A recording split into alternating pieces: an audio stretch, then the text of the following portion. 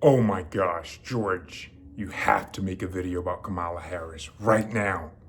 Okay, first off, address me by my real name, Sir Chocolate Superman, to you.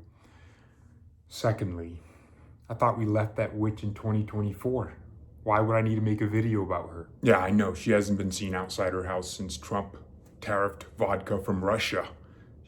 She's really going through it. Okay, so there's nothing to talk about. She's lying to people. Look, prepare my studio. Kamala. Ooh, I thought we left you in 2024. But I guess I'll cook you in 2025 as well. We should never forget what Trump said about Kamala Harris. No one takes her seriously. Everyone knows she is a very low IQ individual. And I think it's safe to say Jon Stewart, in his interview with her today, realized the same things. She's low IQ. She's not very smart. Look at this man's face. That's the face of a man that cannot believe what he just heard. They were talking about Joe Biden's lack of cognitive competence, and Kamala Harris stunned this man. And I don't mean that in the personal sense of Yeah. not ready. I meant it more in the sense of the policies that he wanted to implement or the way that they were implemented or the governance obstacles more than the competence conversation. Yo, I'm not talking about competence. Oh, right. okay. Yeah. All No, I'm not talking about competence at Right. all. No, I believe he was fully competent to serve. Do you really? Yeah, I do. That surprises me, actually. No, I do. There's a distinction to be made between running for president and being president. What's the distinction? Well, being a candidate for president of the United States is about being in a marathon at a sprinter's pace, having tomatoes thrown at you every step you take. That sounds. Woman, you didn't get arrested, have your assets confiscated, get thrown in court like 50 billion times. In fact, you had it laid out for you. You didn't have to campaign in a primary where 50 vicious people were coming for your neck. You didn't have to try at all. It was given to you. You had billions of dollars from the oligarchs already guaranteed for you. You were handed the grassroots organizations without even having to try. You are literally a DEI candidate. You did not earn it. And you're talking about tomatoes thrown at you? The hardest thing you had to do was come up with new accents. She'd be in front of a Jamaican audience. In Jamaica, bombo clot. In front of a German crowd. My name is Kamala. In front of Latino voters. ¿Cómo te llama? Yo soy Kamala. Ah, moo. Ooh. Like, come on. And to be the seated president, the sitting president, while doing that, it's a lot. It's a lot. Yeah. I think it's a hard case to make for people that he didn't have the stamina to run, but he had the stamina to govern. Because I think most people view the presidency as a marathon run at a sprint. It's a tough job. If he couldn't cope with running a campaign, which is a drastically miniature version of the executive branch, then he certainly couldn't cope with being president. You go from having campaign advisors to national security advisors. You go from stopping your top campaign advisors from wanting to fight each other because they have different ideas to having to stop World War III. Come on.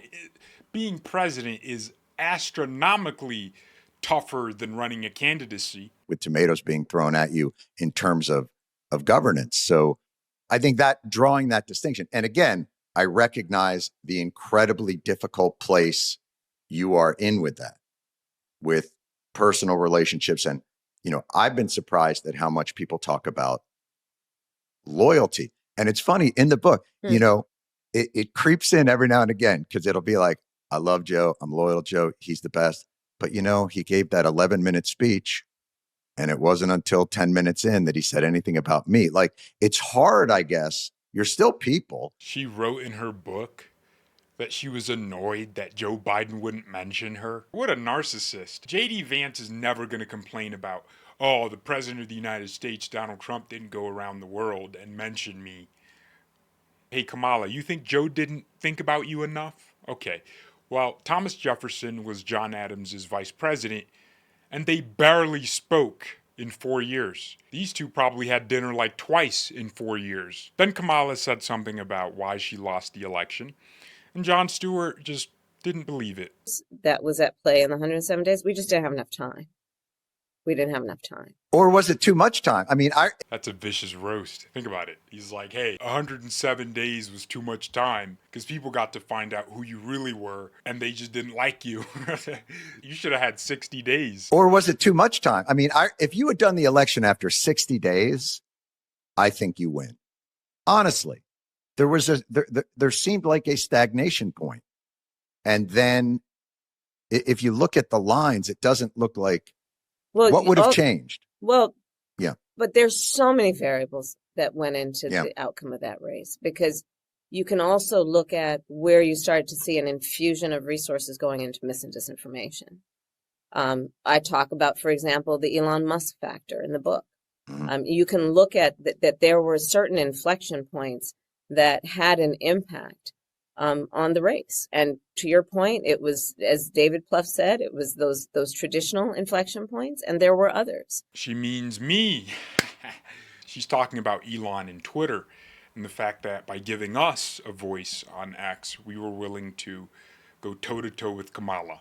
I spent hours consuming this lady. I know exactly how she thinks. I know exactly how she speaks, what she's going to say next, because I'd have to watch her for long periods of time to get the clips and make them go viral, which would taint and destroy her political ambitions.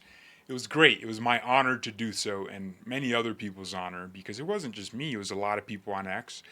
We got billions of impressions throughout the course of that election cycle. I thought this point from Jon Stewart was typical liberal slop, but it has a deeper meaning behind it. The Republicans are selling a product they don't believe in. Right. But Democrats aren't. So how does that square? We need to do better. Oh. I mean, this is... I guess we're done. We do. I don't know if you caught the nuance in that. But Jon Stewart is saying Republicans are essentially better at selling a vision that he says they don't believe in. But Republicans actually believe in that vision. That's a topic for another day. And then Kamala's like, oh, us Democrats, we're going to do better. It's like, she's so surface level. Actually, she's beyond surface level. She's atmosphere level. She's just air. You know, she's just there, but she's not really there. I hope and I pray she runs in 2028. Because J.D. Vance, he might not believe in domestic violence now, but oh my gosh, come 2028, he's going to be putting his hands on a woman. It's going to be a complete and total blowout. Because as time goes on, that aura she had, that mystery, like, oh, she could be different from Biden, that's completely gone. Her base doesn't care about her. I read the comments, and Democrats are saying, oh, don't run again. Like, they don't want her to run. They think she's this poison to their party. Because honestly, she is. Kamala Harris completely wrecked the Democrat Party, tore it apart. She lost the young male vote by being who she is. She lost a lot of black voters by talking about how she washes her collard greens in the tub. Oh my gosh! She said that. This woman actually said that. Hey, y'all, I'm with y'all. I wash my collard greens in the tub. Like, I cringed so immaculately when I heard that. So she's losing all these like critical bases of voters for the Democrats. She has utterly scattered their party. They don't want her back in there for good reason. But I think her alter ego is going to tell her, you can do it, Kamala. You go, girl. You were vice president. Not because you were picked by Joe Biden, who questionably won the primary. Should have really been like Bernie Sanders. Someone typed in my comments, Vance/Sanders 2028. And I still don't know who they meant by Sanders. Like Bernie Sanders? Who in the Trump administration has the last name Sanders? Sarah Huckabee Sanders? That's like the only Sanders I know that's associated with Trump. Which other Sanders would it be? I gotta find this out. Hey Google. Who in the Trump administration has the last name Sanders? The individual with the last name Sanders who served in the Trump administration was Sarah Huckabee Sanders. That's what I thought. So there is no Sanders currently because she's the governor of Arkansas. Yeah, so it should have been Bernie Sanders that took the Democrat primary. Kamala became vice president. She was installed as Joe Biden's vice president, and Joe Biden was installed as president. They were both installed. It was just a little tough to uninstall them because sometimes when a virus gets in your computer, it's probably a button you click. But when you want to take it out, it's like you got to sell your arm and a leg to get it done. Thanks for watching. Goodbye.